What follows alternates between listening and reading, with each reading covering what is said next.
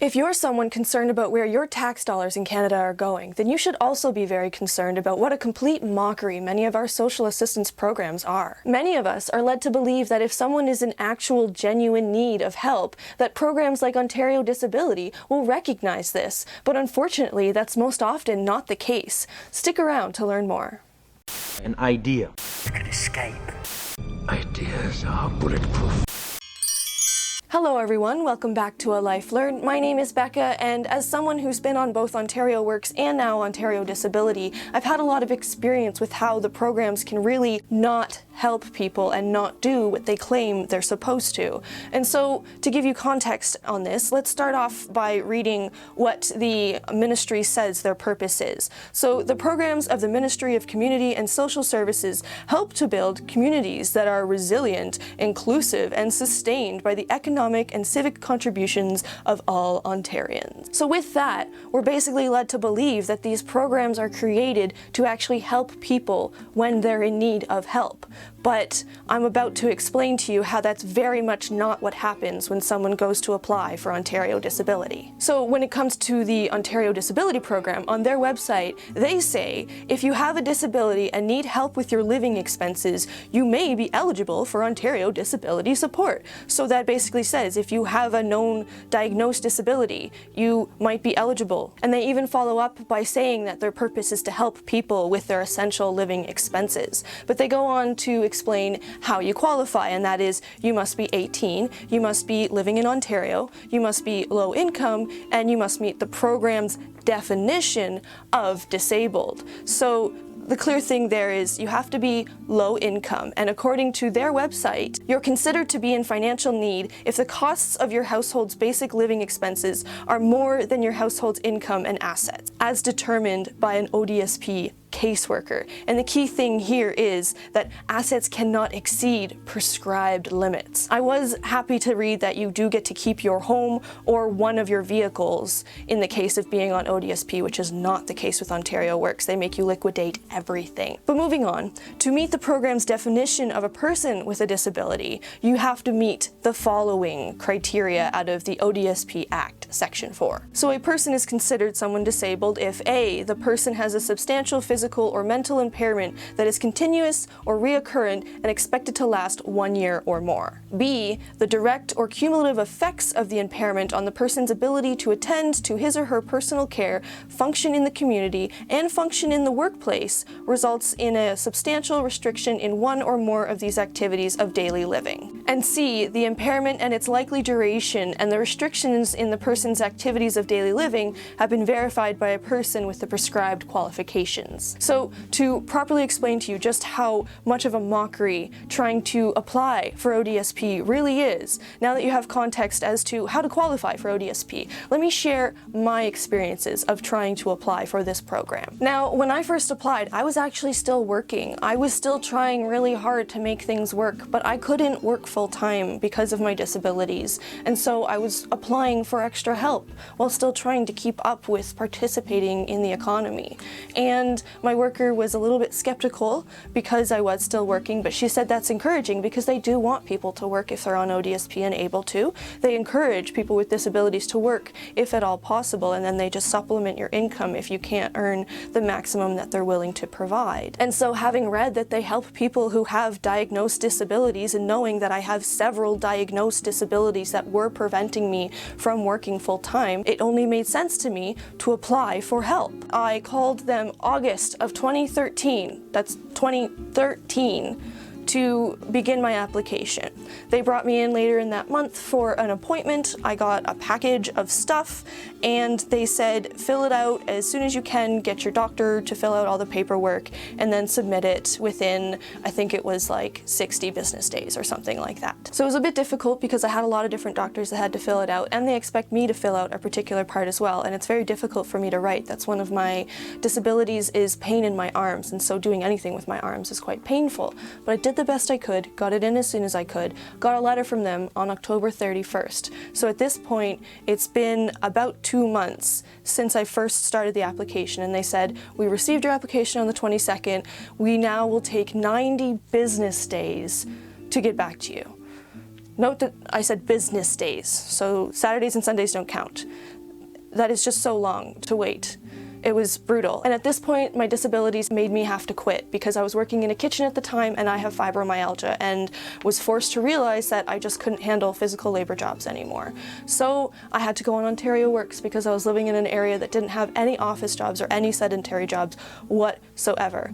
And Ontario Works is absolute garbage. It plummeted me into poverty, which completely messed my mental health even more. I was sort of hanging on and trying to pull off part-time work, but in having to go on Ontario Works, I then had to move into a very toxic rooming situation because it's the only one I could find that I could afford, and that really messed with my mental health, really worsened my depression and my anxiety. The things that I had applied for were fibromyalgia, which is what made me have to lose my job, depression, and anxiety. So March 2014 rolls around, and at this point it's over 6 months since I started my application. So now I can't even do office jobs. I can't do physical labor jobs. Now I'm at the point where I can't work at all. I need some real therapy to get through the different things that I'm dealing with in my PTSD that have been way worsened by my poverty. And I simply can't work via labor. As of March 18th, they finally mailed me back and disapproved me, insisting that I did not have a substantial physical or mental impairment that is continuous or reoccurrent. And with this, I'd like to note that fibromyalgia is continuous. There's no healing from that. Once you have it, you have it. There's no getting rid of it. You can manage the pain at best, but there's no way I'm ever going to be able to manage a physical labor job again. And with the poverty that I've been plummeted into, waiting for their approval and or disapproval, I had my PTSD symptoms worsen to the point that I couldn't manage even a part-time office job. I really needed therapy in order to be able to get anywhere, in order to be able to do any type of work at that point. And things were only getting worse being on Ontario Works. But at this point, once you've been disapproved once, your only option is to appeal if you disagree. So thankfully, I got advice from someone in the kitchen I was working just before I left there, and I went to legal aid and started an application through them to do my appeal with their help. They had given me until April 21st to appeal, so I met with the lawyer as soon as I could, and she submitted the appeal for April 9th. And funny enough, by the 17th, they had a response back to me, and how convenient was that when they're reconfirming their disapproval, they're super fast about it, but when they're first trying to approve you, they decide to take forever. I don't understand the point of this second appeal process because they never change their mind. If you ask anyone involved in the Ontario disability system process, no one will say that they approve in the first appeal. They just don't. It's a waste of time, it's a waste of bureaucracy, it's a waste of a job. I don't know why they do it. So anyways, got disapproved, she submitted the appeal to the social tribunal and all kinds of extra reports from my doctors that she asked for to reconfirm the fact that my doctors agree I'm in need of genuine help because my situation is only getting worse with not having proper financial support. But unfortunately, she did not notice upon submitting this appeal to the social tribunal that the number was wrong or something like that. It was faxed to the wrong phone number or something went wrong with her office where it didn't go where it should have. So I ended up calling up a couple months later being like, what's going on? How's the application going? I haven't heard from you. And she looked through it and was like, oh no, oh dear, oh shoot. And then resubmitted my appeal with an explanation as to why it was late because her office messed up. So they thankfully accepted my appeal and didn't make me start all over again, which is what they do if you miss deadlines. But unfortunately, because of this mess up, my appeal basically got filed a few months after it otherwise should have, which meant I didn't get another letter for several months after that, and it wasn't until September 24th, 2014, almost a full year after I had started this entire process, that I finally got a letter from the social tribunal saying that they got my appeal and would be processing it and they'll let me know when my hearing is. And then finally, on November 5th, 2014, they told me that my hearing for the social tribunal to discuss with O.D.S.P. my application and approval would be in July of 2015. 22 months after I started my application. 18 months of being on social assistance, Ontario Works, being unable to work, having my mental health plummet more and more every day, having my physical health plummet more and more every day. And still, I had basically another 6 months to go before they would finally see me.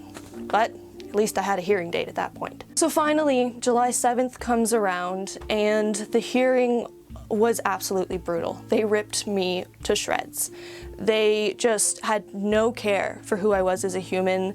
I was a complete burden to them the whole time. And the worst part about it was that the lawyer explained to me there's a representative for O.D.S.P. that can go to one of the tribunals on a particular day that hearings are being had. And there's hearings in every single city on any particular day.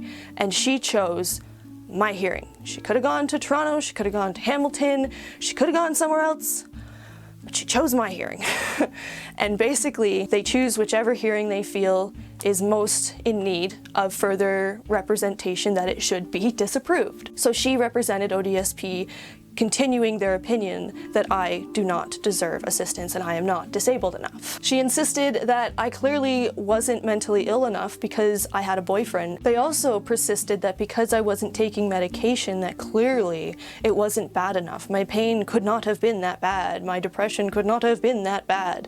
But they were completely neglecting my own personal situation, which is something they're not supposed to do when considering different situations in these hearings. And that is that I have paranoia level fear of medications. I have way overeducated myself in side effects, and I'm just in so little control of my brain most of the time because of my PTSD. I don't want to lose what little I have left taking some medication to get rid of some of my pain for fibro, or to deal with my depression, because a lot of antidepressants make your depression worse. A lot of anti-anxiety medications make your anxiety worse. So it's really hard to take that risk. And for them to equate that taking medication somehow means I'm not in that much pain is just insulting, to say the least. Oh, so frustrating. But that was another point that the O.D.S.P. representative had made. And ultimately, in the end, the tribunal representative was quite hard on me as well. She was very flippant, very just intolerant of anything I had to say for the most part, and seemed fed up with me before she even saw me. So I was crying for most of the hearing. I was bawling by the end of it, and I was just absolutely positive that I was disapproved, that I was absolutely screwed, I would never be able to afford my bills properly, and that my mental health was just going to plummet, and that was that. I was so scared, it wasn't even funny. But my lawyer actually reassured me that that's how a lot of hearings tend to go, and it doesn't necessarily mean disapproval. And I must say, the next month of my life was quite terrifying, sitting on pins and needles, constantly wondering if I was going to have a permanent disapproval or not. Because if the tribunal disapproves you, there's no appealing that. You are disapproved. So that was very scary. But as of August 10th, I did receive a letter in which the tribunal said that they disagreed with O.D.S.P.'s decision and did approve me. And though I was obviously incredibly relieved and grateful for this, because O.D.S.P. does provide about twice as much as Ontario Works does, they still don't provide very much. So the fact that I'm still on assistance at all isn't the greatest of feelings, to be completely honest with you. Though the most frustrating part for me in reading through the decision of the representative is that she basically approved me on my original paperwork, on the fact that all my doctors back me up, that all my doctors say I need time to heal. It's so frustrating that they put me through almost 2 years of bureaucracy, of letters back and forth. That was like a dozen or more letters. That's just so many people's time, so much of the taxpayers' money that did not need to be spent on making me go through that hell and causing my mental health to get way worse. I need so much more therapy and help now than I did then. I was still working, remember? I was still working when I first applied to them, and now I can't handle having to go into a workspace. My mental health has just been crushed and then shaken about and strewn across the room, or at least that's how it feels with the way they treated me before finally approving me for my original paperwork. But I also know that one of the main reasons I had gotten approved wasn't because of all that paperwork, but because I had legal aid helping me and representing me. And one of the main points that my lawyer had put forward was from an old case in which they said that disability in the O.D.S.P. was intended to encompass a broader segment of society and to provide assistance to persons with significant but not severe long-term functional barriers. And when interpreting the word substantial, the word should be given a flexible meaning related to the varying circumstances of each individual case in a manner consistent with the purpose of the Act. i.e. you have to consider people within their own individual lives. You can't say because I'm not fucking dying or because I can talk on this camera that somehow means I'm employable and that I don't deserve help. When it comes to making these videos, I can work around my schedule. I can work around my anxieties. I can work around my depression. I can do it when I'm able. When it comes to having a job, you have to do it when they want you to. That means you have to be of healthy mind and body, at least enough to hold a part-time job. And I'm not there yet. I'm really grateful that they have finally approved me. But because of my age and the nature of my impairments, the fact that it was mental health that was genuinely stopping me from being able to even do sedentary work, they've basically insisted that they're giving me temporary approval. They've approved me for 3 years, and in 3 years' time, they want to reassess me to see if I am more able to go into the workplace at that time. But the most absurd part of all of this, though I am grateful to be able to afford more food than I otherwise could on Ontario Works, is they won't help me get therapy to actually get better. They approved me for my mental health issues. They recognized that they stopped me from being able to care for myself. Sometimes I really need help from my loved ones, or I get sick because I can't clean up after myself, or I can't feed myself, or I can't care for myself in general because I can't go out due to anxiety, or I just can't care for myself due to depression. I can't get out of bed. Or I'm in so much fibromyalgia pain that I can't go grocery shopping. There's so many different ways that I can't care for myself right now, and I'm working on it.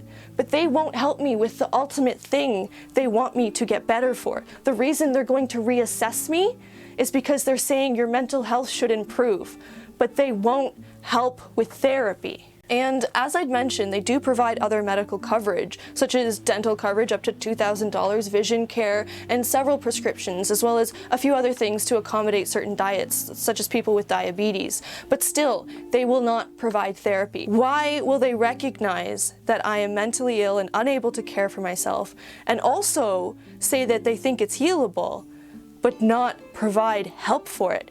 Even on Ontario Works, you can get help in counseling. They'll provide some kind of DEA program or something related to counseling, but they won't do that on O.D.S.P, where they recognize people have mental health disabilities. What else is that but a mockery of a system where they will say, we know you're disabled, they will say, we know you need help, and they will say, we think you can get better. But they won't help you get better. I can't really afford to take out of my income in order to pay for therapy. It's expensive. Anybody who's tried to receive it knows it's expensive, and it's not covered in O.H.P. So even though I do have a little bit more to live on now that I'm on O.D.S.P instead of O.W., this basically just means that I can actually afford to eat half decently. When trying to eat half decently, your budget basically completely runs out when you're on O.D.S.P because rent is so damn expensive and food costs keep going up. So for those who are so concerned about the number of tax dollars that are being spent on assistance, what you should really be concerned about is these giant wastes of bureaucratical bullshit that they call needed jobs in terms of the O.D.S.P appeal process. None of that is necessary. I've heard of people who have lost their limbs and can't be approved by O.D.S.P. People who cannot speak because they've fallen off of ladders and shattered their backs, but they can't be approved by O.D.S.P. It's absolutely ridiculous how this system is set up. So with all this, I'm basically asking you to really see the true problem that we have here. It's not that we have social assistance programs, but that the running of them is an absolute disaster. There is so much improvement that could be had in the way many social assistance programs, such as O.D.S.P, are currently run. If this is something that concerns you, if you really are concerned about where your tax dollars are going and the fact that they're being wasted, try to redirect your emotions. Don't get mad at the people who are trying to receive assistance, because most often we're just trying to improve our lives. I genuinely want to get better. I want therapy to improve my ability to interact in society so that I can contribute more. I make these videos in my attempt to still contribute to society because this is all I can really pull off right now. I can't hold any type of real job that I'm employable for. So I'm still trying, and many of us are still trying, but we need help sometimes. And the real mess is not in us just trying to get help, but in the systems we're trying to get help with and how they don't help people. They cause their lives to get worse. They cause people to live in absolute destitute poverty, and they don't allow those with disability to get the genuine help that they need in order to be more contributing members of society. So please, if this upsets you, be worried about it, be concerned about it, do something about it. Maybe email your local parliamentary member and let them know that this matters to you and you want to see change.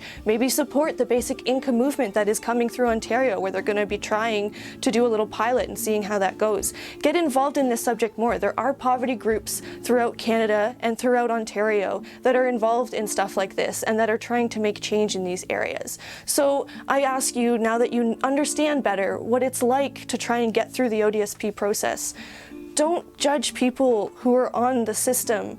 Judge the system.